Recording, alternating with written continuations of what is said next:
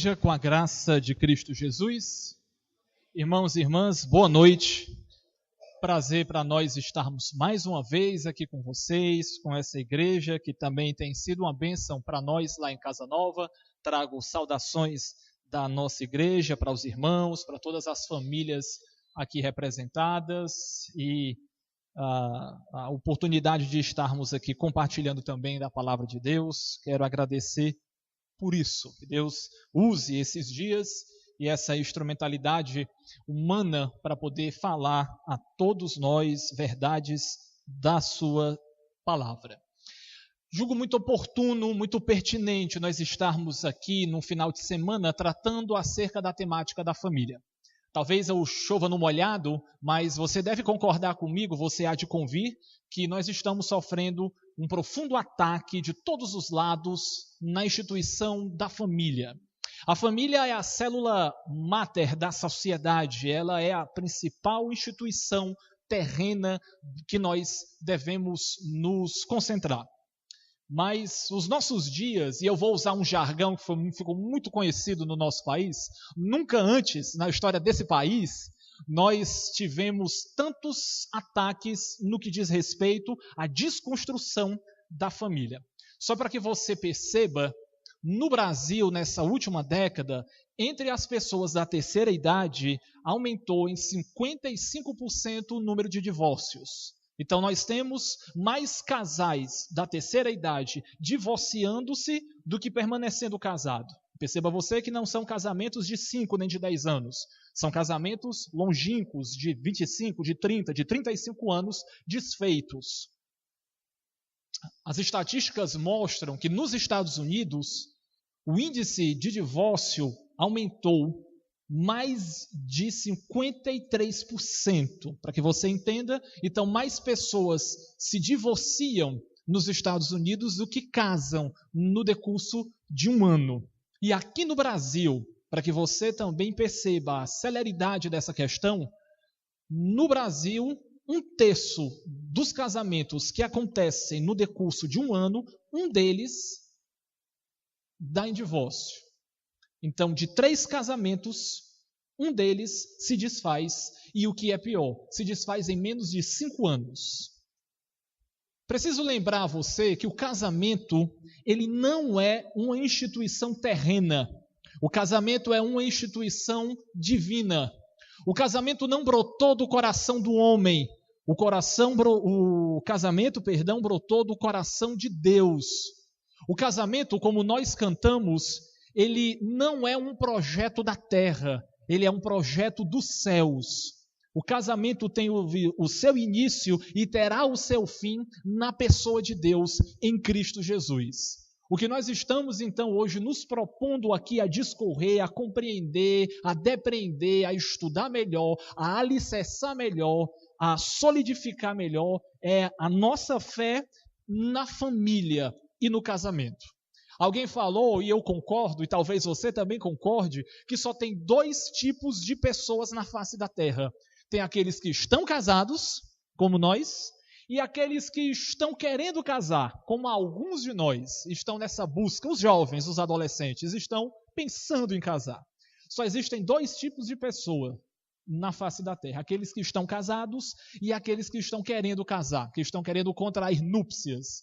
Portanto, nós precisamos, à luz da revelação bíblica, compreender um pouco melhor acerca da temática do casamento. Hoje à noite, eu quero, iniciando essa nossa oportuna conferência sobre a família, eu queria tratar sobre a questão do casamento.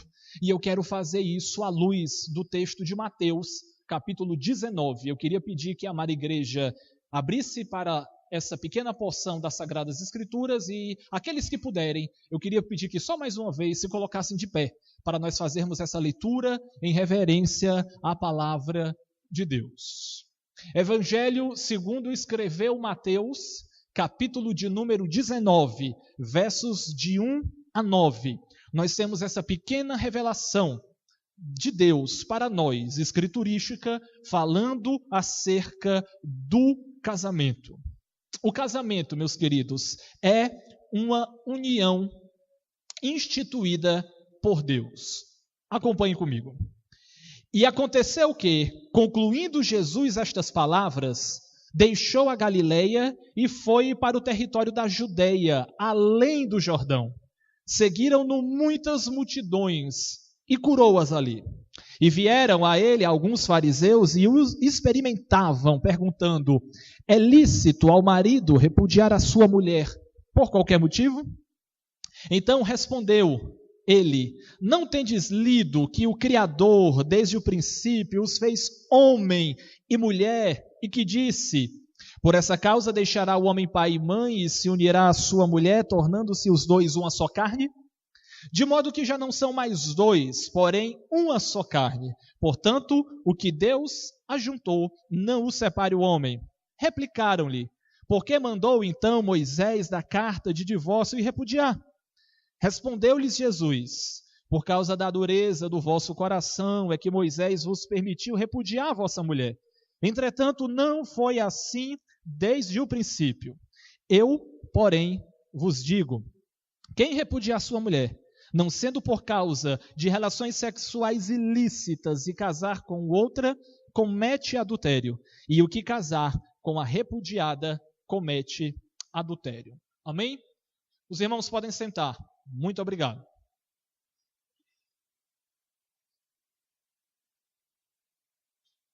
Eu quero pedir a sua permissão e lembrar você, e nós fazermos uma rápida contextualização histórica desse evento, dessa circunstância, dessa narrativa que nós somos aqui agora apresentados. O verso de número 1, Mateus 19, verso de número 1, diz que Jesus estava concluindo uma série de pregações, uma série de palestras que ele havia feito no capítulo de número 18. Se você lembrar e recordar comigo, Mateus 18 é o chamado sermão eclesiástico. Jesus estava dando uma série de pregações sobre a temática da igreja. Ele fala, por exemplo, como deveria se tratar um irmão que fora descoberto ou que foi acometido em algum pecado. Então ele vai fazer aquela tratativa, deve ir um irmão inicialmente, depois vai 2 ou 3 testemunhas, e se ainda não, leva à igreja, e assim, se a pessoa for não arrependida, que deve ser considerado gentil e publicano, extraído e retirado do convívio e da comunidade da fé. Na continuidade, nesse mesmo capítulo, Jesus vai falar para a igreja sobre a questão do perdão. Ele fala, por exemplo, a parábola do credor incompassivo. Os irmãos lembram que um servo que devia uma quantidade exorbitante de talentos para o seu senhor, não tendo com que pagar, ele pede perdão e aquele senhor lhe perdoa. Ele saindo do palácio do rei, ele encontra-se com um conservo que lhe devia uma mixaria, uma quincaria, e ele então não lhe perdoa. O Senhor fica sabendo daquela má atitude daquele servo, daquele credor incompassivo, e lhe prende, e lhe manda que os verdugos lhe aflijam para que ele pague até o último centavo. Jesus então fala sobre a igreja, sobre como uma comunidade deve viver, sobre como um organismo vivo, que é a igreja e que é a família, deve se portar. Terminadas estas palavras, o verso de número 1 nos informa, e não é à toa, que ele sai da região da Galileia e ele vai para a região além do Jordão. Ele cruza o rio Jordão. Ele vai para uma das regiões mais extremas da Judeia, ele vai para a região da Pérea. E o texto intencionalmente nos informa isso. Ele conclui o sermão eclesiástico, a pregação para a igreja, sobre como a igreja deve viver e ser igreja, e ele vai para uma outra região. E essa região é importante nós tomarmos nota, porque os fariseus vão na perseguição a Jesus, vão no seu encalço, vão atrás dele. O texto nos informa que uma multidão vai atrás dele, ele as cura ali, mas sorrateiramente infiltrado dentro daquela multidão, lá também havia os fariseus. E os fariseus chegam com uma pergunta capciosa para ele. Lhe chegam com uma pergunta polêmica e eles absolutamente estavam interessados na resposta de Jesus. A pergunta não é sincera, a indagação não é legítima, não havia uma dúvida no coração deles. Eles queriam pegar Jesus, eles queriam fazer uma armadilha, uma arapuca, uma emboscada para Jesus. E Jesus estava na região da Pérea. Por que essa região é digna de nota? Você lembra Mateus capítulo 14, que nós somos informados que João Batista, naquela região, ele é preso e lá ele é decapitado. Os fariseus fazem uma pergunta para Jesus. Essa pergunta nos dada a informação no verso de número 3. Eles dizem: é lícito ao marido repudiar a sua mulher por qualquer motivo? Eles absolutamente não estavam interessados na resposta. O texto nos diz que eles queriam experimentar Jesus. Por quê? Porque na região da Pérea, além do Rio Jordão, naquela região, João Batista, ele fora preso, ele fora decapitado, porque ele estava pregando, falando acerca de um casamento incestuoso que o rei Herodes, o tetrarca, havia contraído. Ora, para que os irmãos lembrem, vocês lembram daquela situação em que Herodias, aquela mulher, incita a sua filha para que ela dance de forma sensual na presença do rei Herodes. E aquilo muito agradou a ele, aos seus convidados, aos seus súditos, e a mulher, de maneira maquiavélica, incita a sua filha dizendo: dança sensualmente na presença do rei, e se ele te fizer um pedido, pede numa bandeja a cabeça de João Batista. Naquela região da Pérea, João Batista pregou, denunciou um casamento errado, um casamento litigioso que havia o rei Herodes contraído com Herodias. Herodias era casada com seu irmão mais novo, Filipe. Herodias se divorcia ou separa-se de maneira não convencional do seu marido, e Herodes, o tetrarca, ele contrai novas núpcias. João Batista se levanta e prega para o rei, dizendo: esse casamento que o Senhor contraiu, ele não é legítimo diante de Deus. Ele denuncia isso, e aquilo já vinha consumindo o coração e a paciência do rei Herodes, de Herodias, a mulher com quem ele se casa, e então a sua filha entra nessa jogada, insinuando-se para o rei. E o rei, então, na presença dos seus súditos, dos seus convidados, ele diz: o que tu me pedires, eu te darei. E ela então fala: pois rei, eu quero numa bandeja a cabeça de João Batista. Aquilo muito entristeceu o rei, mas por causa da sua promessa, da sua palavra feita de público, ele é levado então a decapitar João Batista. Os fariseus então, entendendo o contexto, entendendo a circunstância, e é uma ótima oportunidade para dar fim ao ministério incipiente de Jesus, na região, além do Rio Jordão, depois da Galileia, na região da Pérea, eles chegam com essa pergunta capciosa para Jesus. Jesus, é lícito ao marido repudiar a sua mulher por qualquer motivo? Eles não estavam interessados na resposta. Eles estavam querendo experimentar a Jesus. Eles estavam querendo colocar Jesus contra a parede. Eles estavam querendo que Jesus desse uma resposta que o levasse até o mesmo fim de João Batista. Sabe qual é a aplicação, amados, que nós podemos tirar daqui? Enquanto os homens querem tratar de divórcio, Deus, Cristo Jesus e a sua palavra querem tratar sobre o casamento. Enquanto que a opinião das pessoas é como nós devemos encontrar brechas e oportunidades para o divórcio, Deus, ele quer que nós tratemos da família, do casamento, que é instituição divina, que é um projeto de Deus, que nasceu lá nas alturas dos céus. Enquanto que a terra quer tratar de divórcio, Deus quer tratar da família, do casamento, da união que Ele nos deu para o nosso aprazimento, para o nosso prazer. O casamento é uma união instituída por Deus. E nós hoje podemos ainda perceber 5 princípios nos quais a família cristã, o casamento, deve estar alicerçado. Volta comigo para o texto, olha o verso de número 4. O texto é regido por algumas perguntas. Os fariseus fazem uma pergunta introdutória para Jesus, verso de número 3. Jesus contra-responde com uma pergunta, verso 4 e verso 5. Então respondeu ele: não tendes lido que o Criador, desde o princípio, os fez homem e mulher? Volta para cá. O primeiro princípio que eu quero tratar, amados, com os irmãos e lembrar, é que o casamento é uma união instituída por Deus. O casamento é uma união entre um homem e uma mulher. O casamento é uma união heterossexual.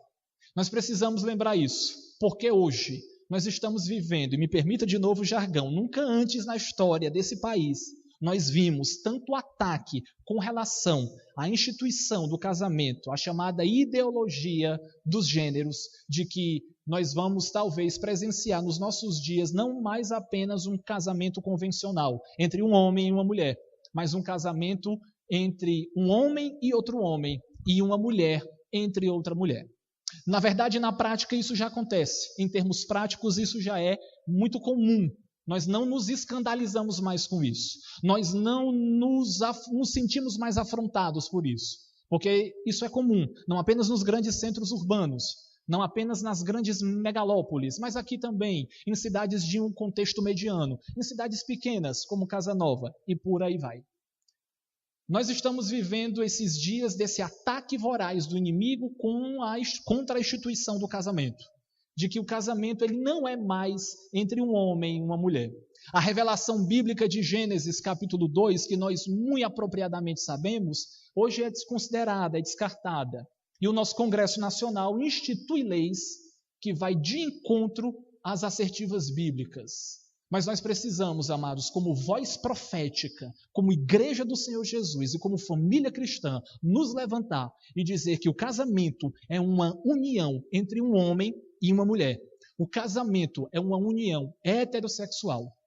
Porque quando nós vamos para a narrativa de Gênesis, o texto nos é informado que depois de Deus ter criado todas as coisas, todos os animais, e ele então observa a sua criação, ele sempre dá uma palavra declarativa, dizendo o que Deus havia feito, ele mesmo diz, e eis que era bom.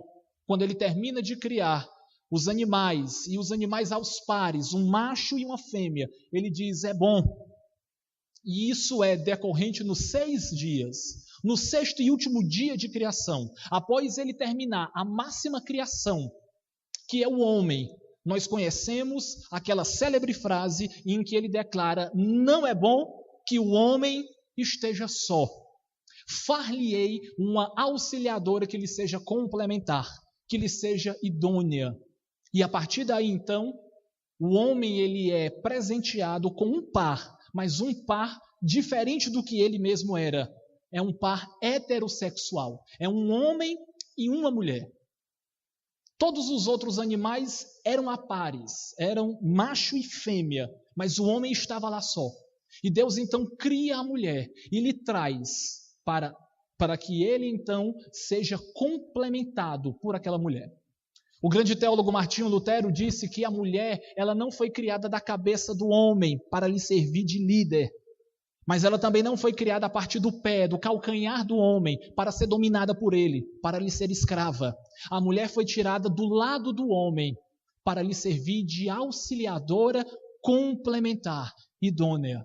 E nós temos a instituição do casamento, uma união instituída por Deus, uma união heterossexual entre um homem e uma mulher. Deus idealizou o casamento. Nós estamos hoje vivendo dias em que as crianças já estão sendo, desde a escola, nas nossas escolas, ensinadas que é apenas uma questão de orientação sexual.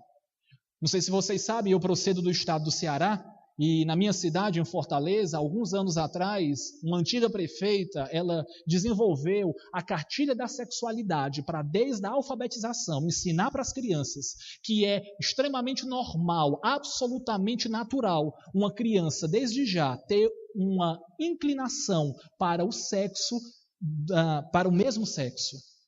Deles serem criados em um ambiente que é permitido, em que ele possa visualizar um casamento entre 2 mulheres e entre 2 homens.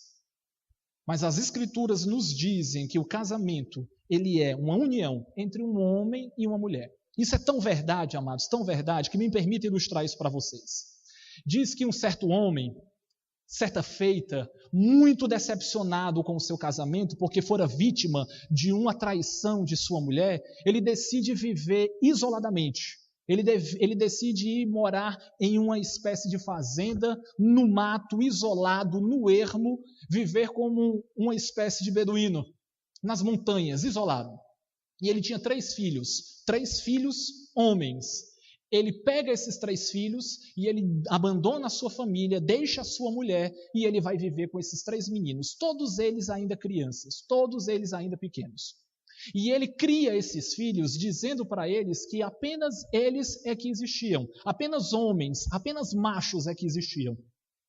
E aquele homem passou-se alguns anos já doente e já não conseguindo mais tratar da sua própria saúde e necessitado de comprar algumas coisas na cidade, ele decide pegar os seus 3 filhos, naquele contexto, já rapazotes, já rapagões, já meninos feitos, e eles vão até a cidade. Mas no caminho, o pai instrui os filhos dizendo assim: meus filhos, vocês vão perceber que há muitas coisas na cidade, há muitas luzes, há muitos objetos que vocês ainda não conheceram, mas eu quero que principalmente vocês percebam que lá haverá um tipo de pessoas que andam de maneira diferente. A fala dessas pessoas é uma voz diferente. O cabelo dessas pessoas é um cabelo diferente dos nossos. Mas não se enganem, porque não são pessoas, são demônios. Cuidado com essas pessoas. Eles chegam na cidade. O pai vai fazer algumas tratativas, ele vai no hospital, ele vai comprar alguns remédios, ele vai fazer algumas feiras, algumas compras. E os meninos meio que observam as coisas, encantados com a cidade, com todos aqueles objetos, luzes e coisas e pessoas. Na viagem de volta, o pai percebe os meninos eufóricos, os meninos rindo, os meninos cochichando entre si, os meninos falando entre si.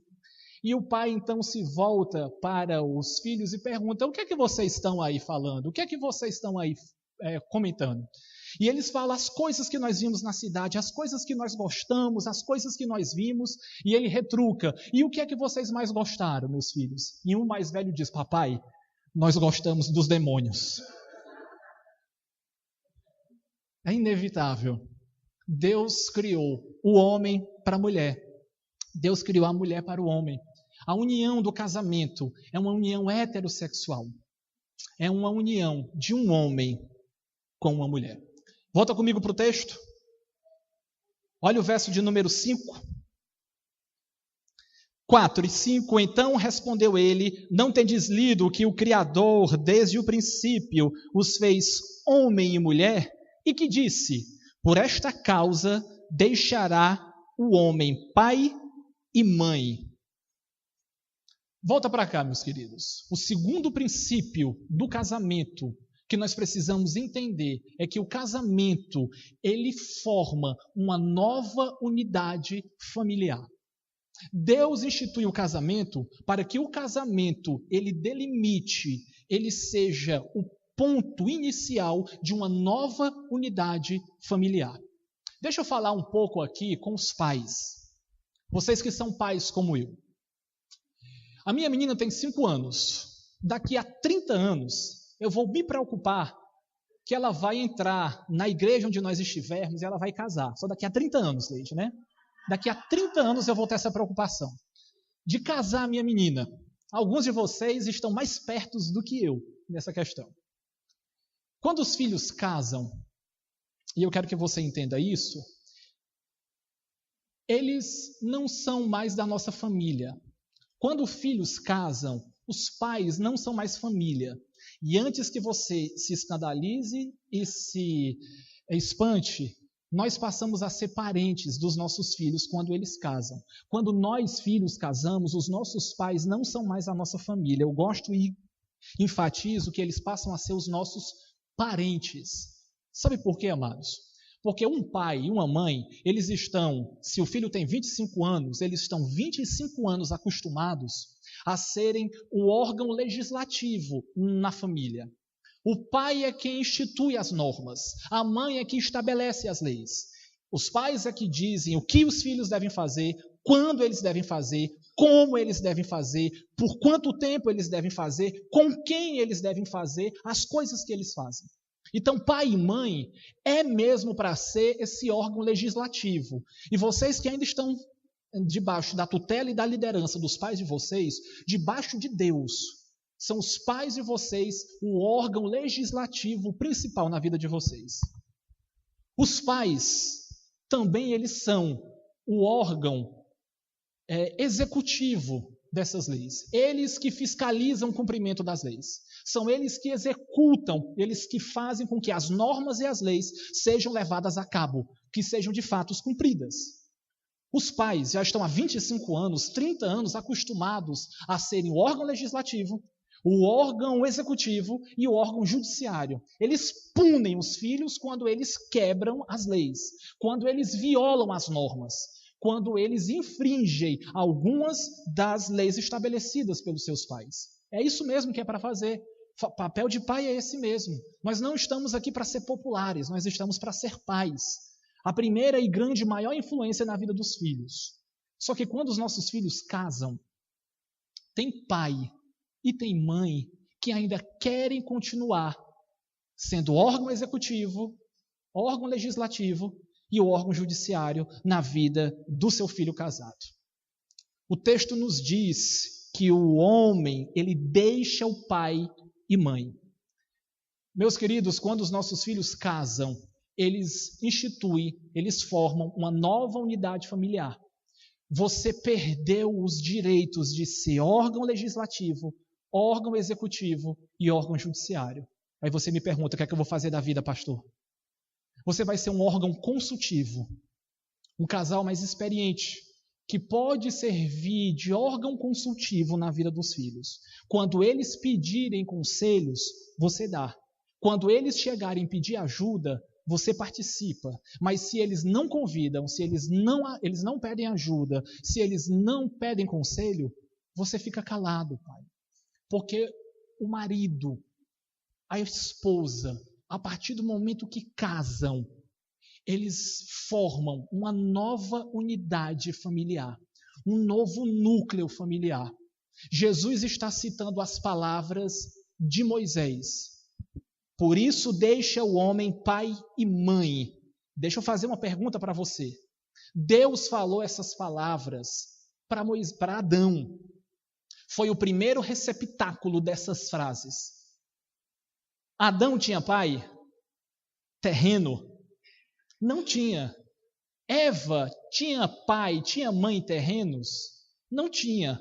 Minha pergunta para você é, qual é a necessidade de Deus ter falado para Adão e Eva que eles tinham que deixar pai e mãe, se unir à sua mulher e tornarem-se os dois uma só carne, uma vez que Adão não tinha pai e Eva não tinha pai?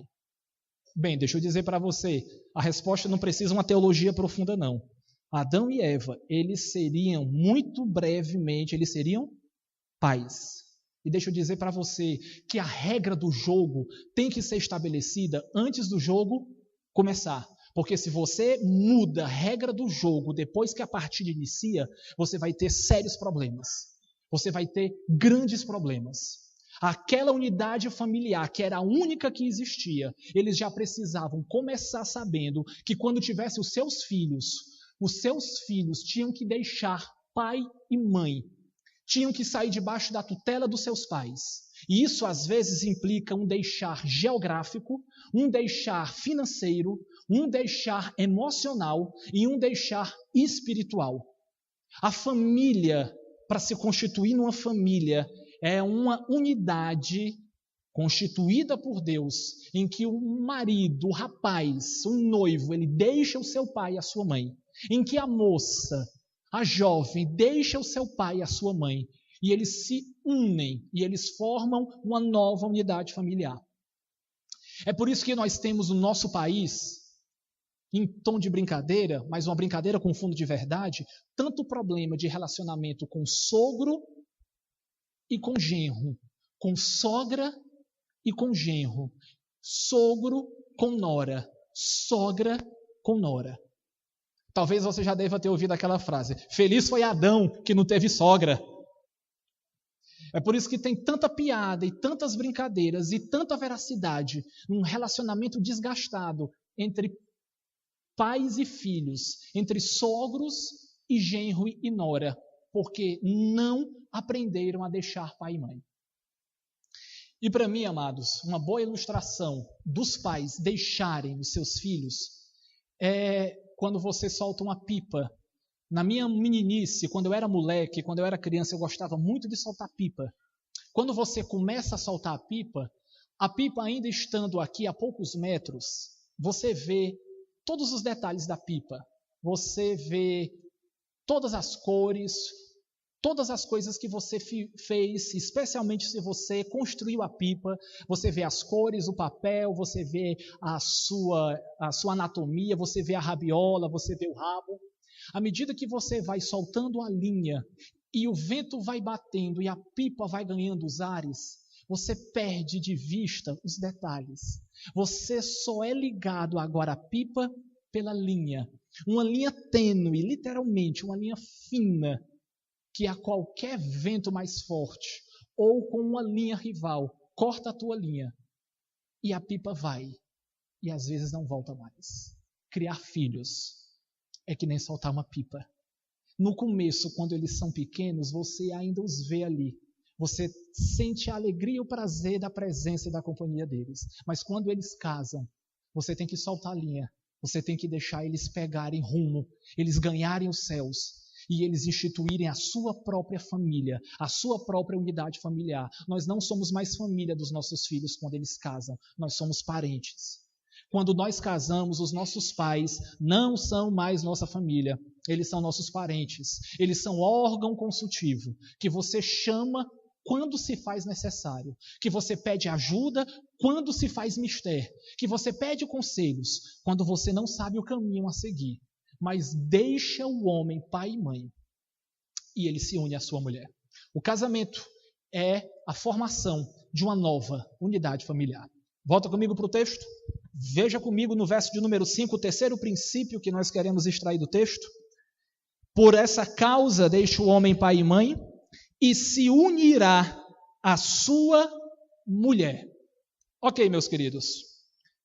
Primeiro princípio que nós vimos, o casamento é uma união heterossexual. Segundo lugar, o casamento forma uma nova união familiar.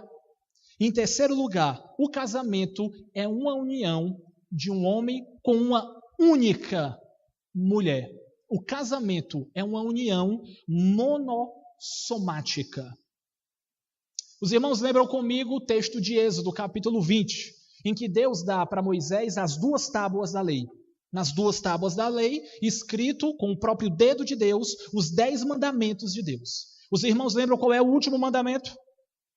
Não cobiçarás a mulher do teu próximo. O texto não nos informa, diferentemente da continuidade, não cobiçarás os bois do teu próximo, nem as suas ovelhas e nem os seus camelos. E, por favor, me entenda, não estou comparando as mulheres com isso. Eu estou querendo chamar a sua atenção para a concordância nominal. Não cobiçarás a mulher do teu próximo. O texto não fala, não cobiçarás as mulheres do teu próximo, nem os seus bois, nem os seus jumentos e nem as suas ovelhas. O texto nos diz a mulher do teu próximo.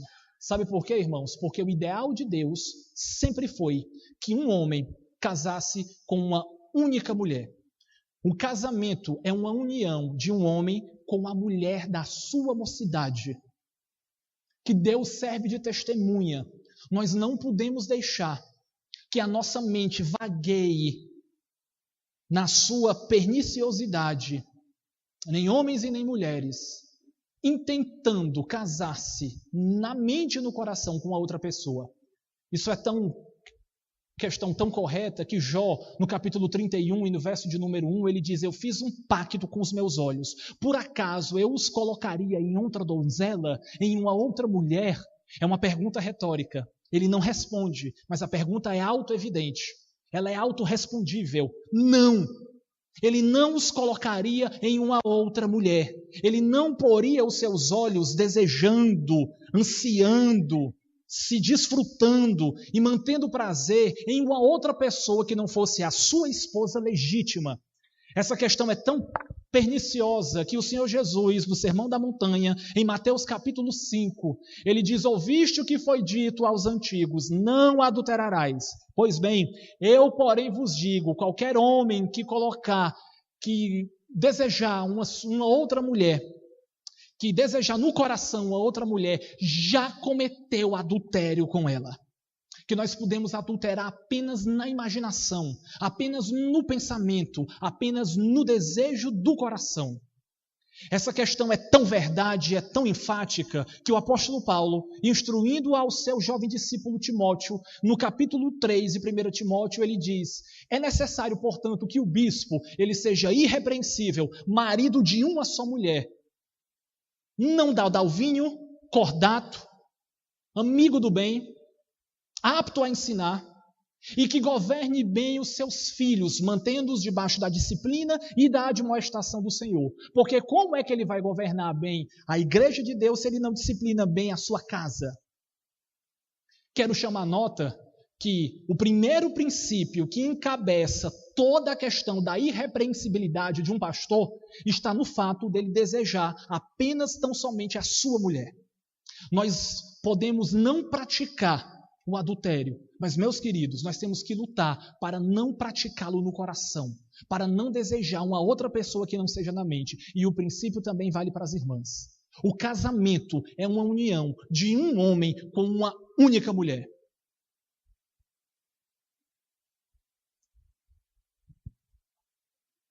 Meus irmãos, minhas irmãs, se nós não atentarmos para isso, se nós não concedermos o direito que a esposa tem como esposa e que o esposo tem como esposo, outra pessoa vai meter-se na brecha da santidade da família. E se você não dá a devida atenção, no trabalho, na faculdade, na escola, seja lá onde for, outros vão oferecer a mão auxiliadora, vão oferecer o ombro amigo, vão oferecer os ouvidos conselheiros e vão oferecer as palavras lisonjeiras e vai por fim a brecha da santidade do casamento. Meus irmãos e minhas irmãs, não permitam que qualquer outra pessoa se infiltre nessa união monogâmica, de um homem com uma única mulher. Não permitam isso. Dê à esposa aquilo que é de direito a ela. Dê ao marido aquilo que é de direito a ele. Porque senão, outras pessoas vão fazer isso, vão se insinuar e vão querer meter-se entre vocês nessa união de um homem com a sua única mulher. O casamento é uma união instituída por Deus. É uma união heterossexual. É uma união que institui uma nova unidade familiar. É uma união monogâmica de um homem com uma única mulher. Mas olha comigo o quarto princípio, ainda no verso de 5 e 6. Por esta causa deixou o homem pai e mãe e se unirá à sua mulher, tornando-se os dois uma só carne, de modo que já não são mais dois, porém uma só carne. Volta para cá, meus queridos. Quarto princípio que eu quero lembrar a vocês, que o casamento, ele é uma união entre corpos. É uma união monossomática. Na matemática, quanto é 1 mais 1? Eita! Quanto é 1 mais 1? Muito bem, ufa! Na matemática divina, quanto é 1 mais 1? Continua dando 1. 2 se juntam e dá 1. Matematicamente, logicamente, isso é impossível. Mas espiritualmente, é o casamento. É mais do que possível. É praticável. Os dois se tornam um. É uma união de corpos. É uma união de almas. É uma união de espírito.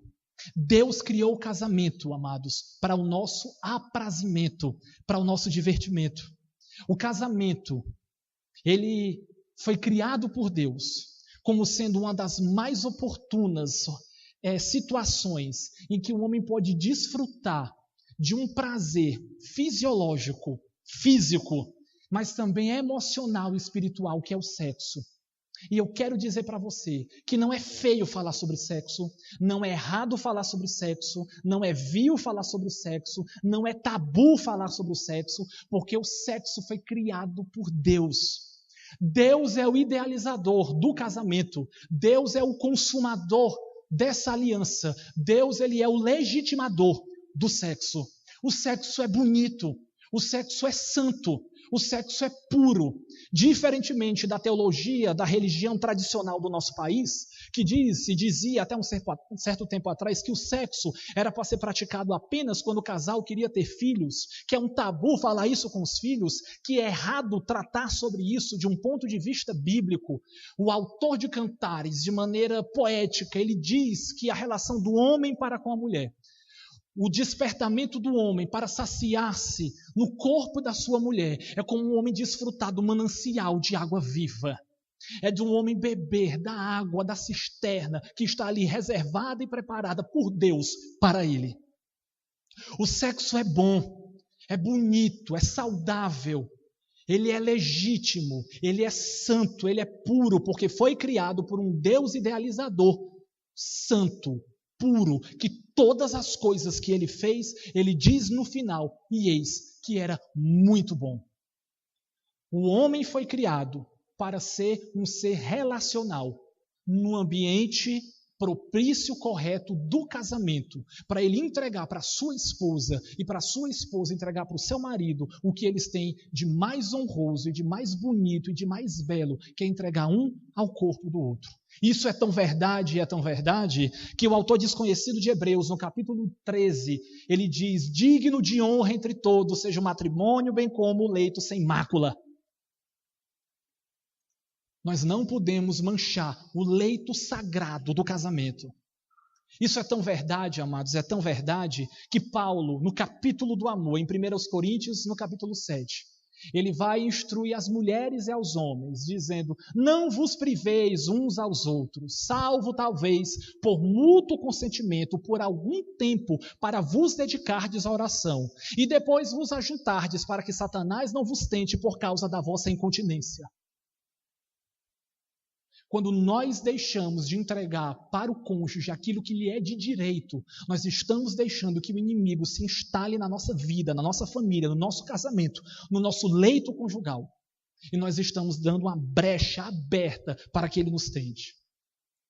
As irmãs, eu sei que tem uma outra fisiologia, tem uma outra maneira de pensar, de agir e de reagir. Chega à noite, dá aquela dor de cabeça, dá a dor nas costas, dá a dor na unha do pé, do dedo esquerdo, do pé esquerdo. Mas, irmãs, tome o paracetamol espiritual e conceda ao marido aquilo que lhe é de direito. Esse princípio do apóstolo Paulo, ele precisa ser exercitado por nós. Não vos priveis uns aos outros. Paulo está falando de contato íntimo. Paulo está falando de sexo. Salvo, talvez, por mútuo consentimento, por algum tempo, e para um objetivo em particular, para vos dedicardes à oração e vos ajuntardes novamente e rapidamente, para que Satanás não vos tente por causa da vossa incontinência. Ele está falando de um período prolongado em que não há união de corpos, união de almas, que não há a entrega e que não há o aprazimento e o divertimento do casamento. O casamento é uma união monossomática entre um homem e uma única mulher, em que os dois passam a ser uma só carne. E me permita ainda, dentro desse contexto, lembrar aos irmãos uma outra aplicação dentro dessa questão. Quando nós nos casamos, nós também precisamos mudar a concordância verbal. Não existe mais isso de eu vou fazer, eu quero isso, eu vou para ali, eu vou fazer do meu jeito. São minhas coisas, é o meu dinheiro, é a minha casa, são os meus filhos. É o meu desejo, a minha vontade, são as minhas coisas, é a minha roupa. Não existe mais a primeira pessoa do singular. Quando nós nos casamos, essa união de corpos e de almas faz com que nós mudemos a nossa conjugação verbal. Agora, somos nós vamos fazer isso, nós vamos fazer aquilo, nós vamos fazer essa coisa, nós vamos planejar isso. É o nosso dinheiro, é a nossa casa, são os nossos filhos, são os nossos problemas, é o nosso dízimo, são as nossas coisas. Porque é uma união de dois que passam a ser uma só. Quando nós nos casamos, nós precisamos entender que o casamento é uma união de dois que passam a ser apenas um. Não existe mais isso de meu carro, minha moto. É o nosso carro, é a nossa moto, é a nossa casa, são os nossos filhos, são os nossos projetos, são os nossos planos. Volta comigo para o texto, olha o verso de número 6. De modo que já não são mais dois, porém uma só carne. Portanto, Jesus está concluindo, o que Deus ajuntou, não o separe o homem. O casamento é uma união heterossexual de um homem com uma mulher, é uma união que forma uma nova unidade familiar. O casamento é uma união entre um homem e uma única mulher, monogâmico. O casamento é uma união em que os dois se tornam uma só carne, ele é monossomático, união de corpos e de almas. E, amados, eu chamo a sua atenção para cá, o quinto e último princípio do casamento. E eu quero que vocês me permitam tratar sobre isso. O casamento é uma união indissolúvel.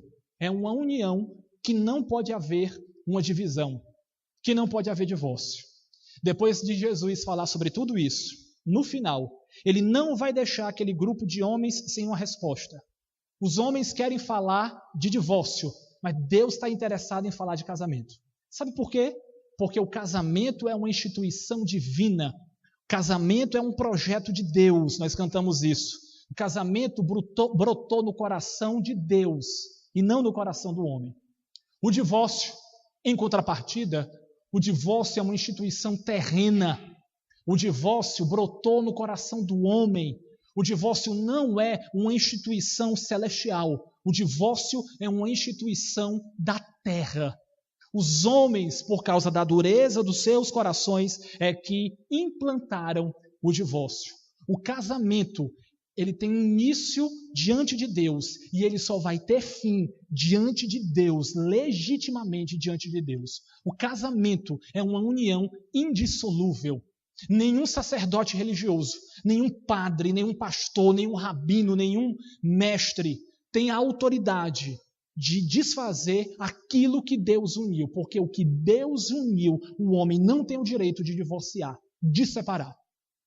Nenhum juiz, nenhum promotor, nenhum desembargador, ninguém, nenhuma autoridade, por mais legítima que seja na face da terra, não tem a autoridade de desfazer aquilo que Deus uniu. Portanto, o que Deus uniu, não o separe o homem.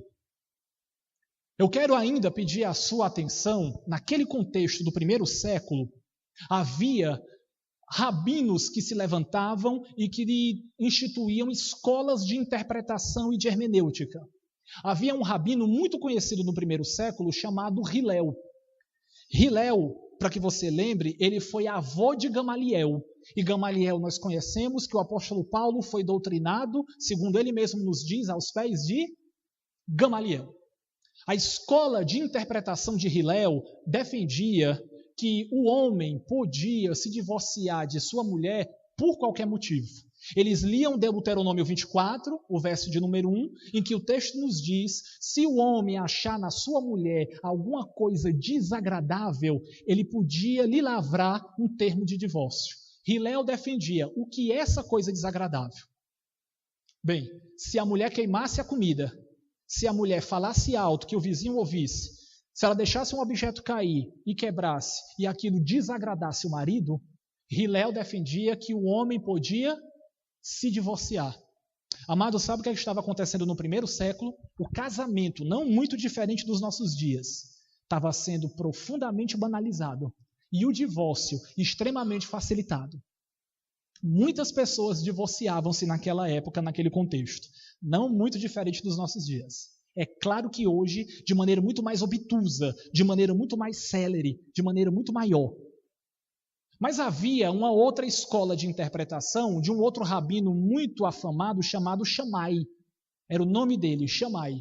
E Shammai defendia que um homem só podia se divorciar de sua mulher com uma única cláusula de exceção. Quando essa mulher cometia um adultério. Isso era uma coisa desagradável.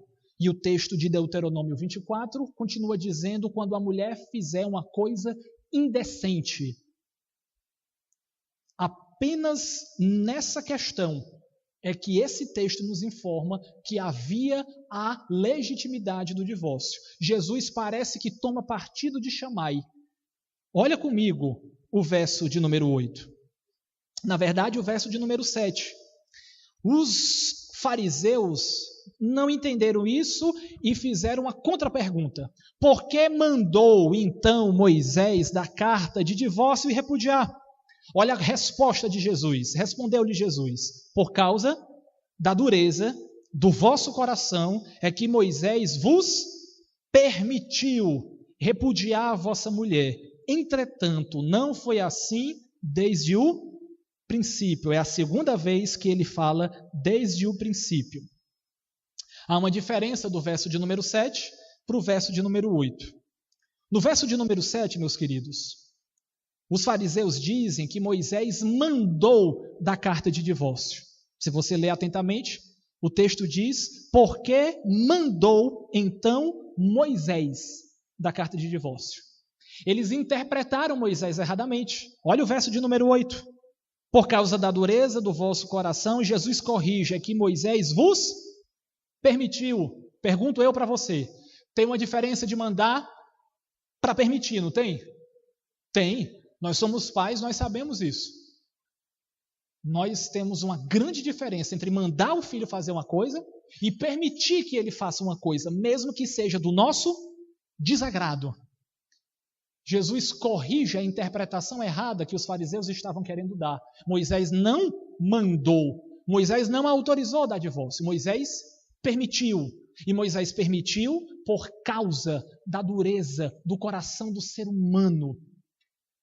É que ele permitiu dar carta de divórcio. Mas o casamento, amados, é para ser uma união indissolúvel.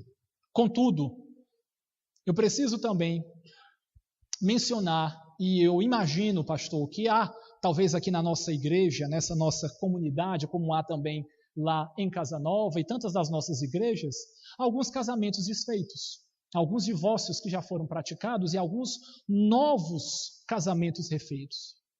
Se nós parássemos por aqui, amados, nós não estaríamos visitando a todos, e a palavra de Deus nos dá essa cláusula de exceção.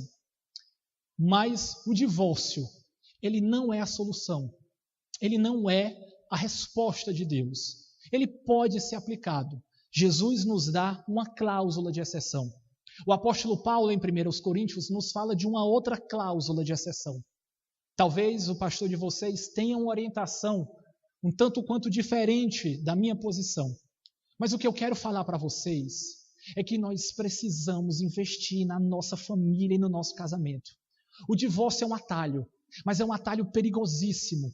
É um atalho que no final ele não necessariamente vai nos trazer uma satisfação.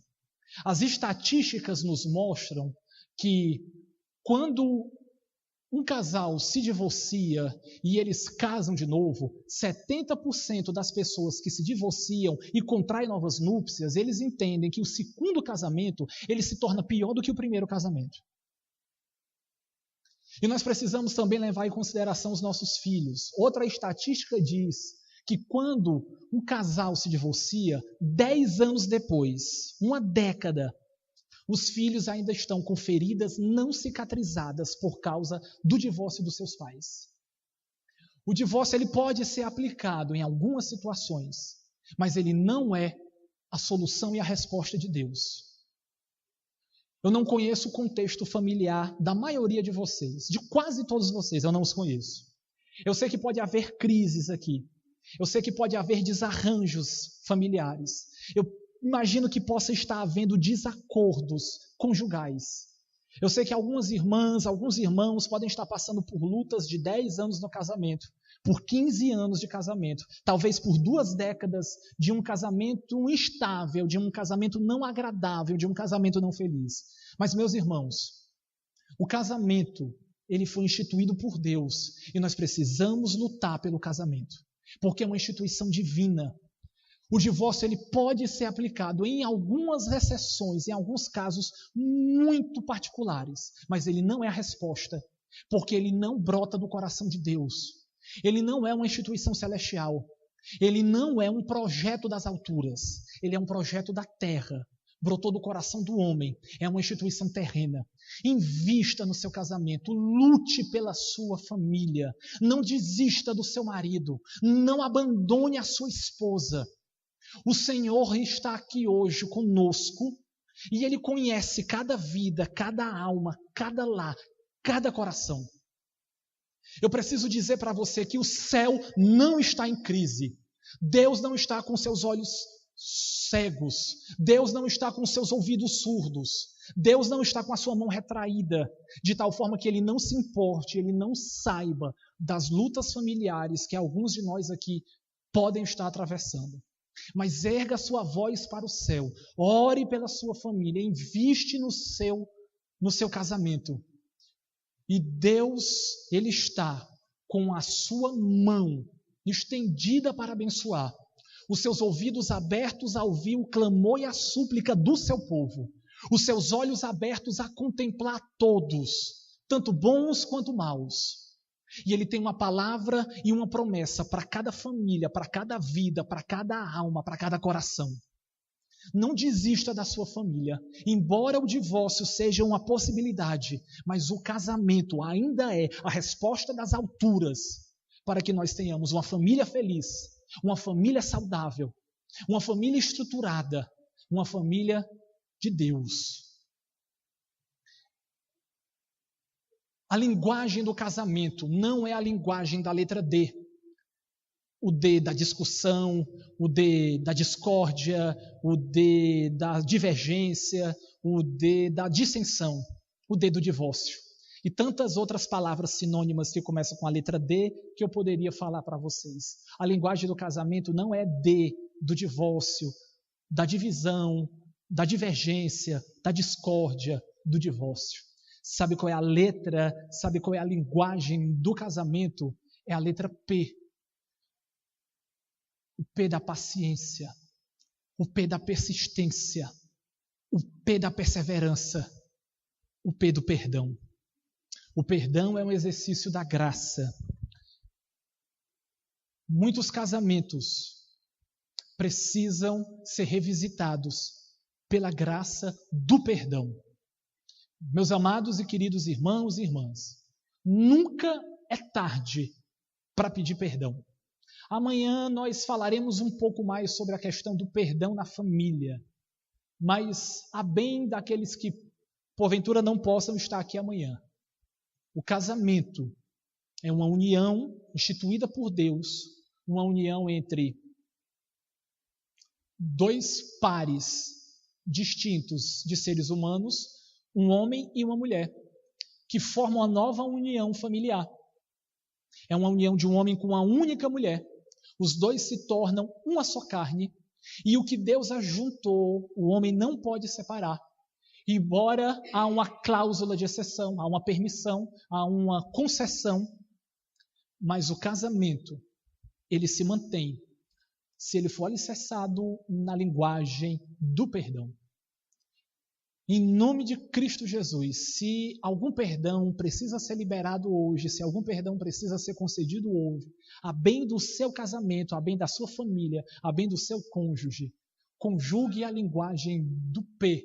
O P da paciência, o P da perseverança, o P da persistência, o P do perdão, para que nós tenhamos um casamento feliz, um casamento saudável, uma família feliz, uma família saudável. Que Deus abençoe a todos e cada um de nós. Muito obrigado.